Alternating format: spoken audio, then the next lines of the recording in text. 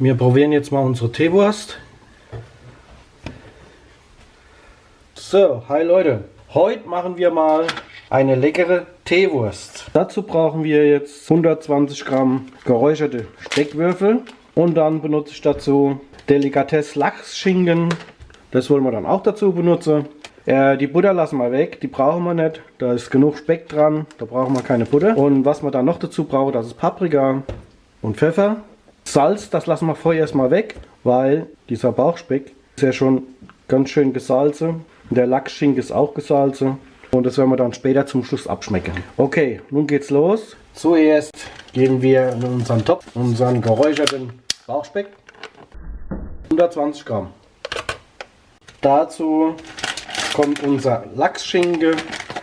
150 Gramm. Das müssen wir nicht scheibchenweise hinzugeben.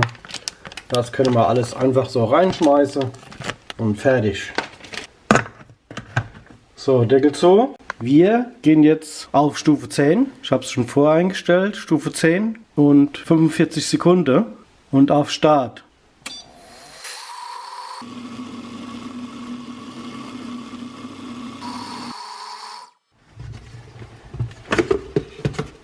Jetzt bin ich dann doch überrascht, weil die sieht sehr gut aus. Also das ist jetzt die Version Light, ohne Butter. So, Leute, ich mache jetzt noch ein wenig Paprika edelsüß rein. Kleine Prise. Und noch etwas schwarzer Pfeffer. Auch eine ganz kleine Prise. Eigentlich braucht man nichts mehr, aber ich möchte es noch ein klein bisschen verbessern. Und das reicht auch schon. Das könnt ihr dann vorher reinmachen, wenn ihr das wollt. Das male ich jetzt noch mal kurz durch. Das machen wir noch mal auf 3 Sekunden. Auf Stufe 10 wieder. Das war es auch schon. Also so sieht unsere Teewurst nun aus. Ist streichfähig. Also ich bin jetzt echt überrascht.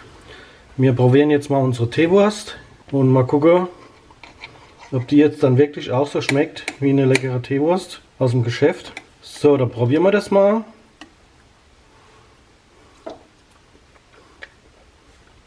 Ja, ich muss sagen, hammer lecker und schmeckt genauso wie aus dem Geschäft. Schmeckt echt lecker. Ich muss noch ein Stück abschneiden. Klasse, muss ich sagen.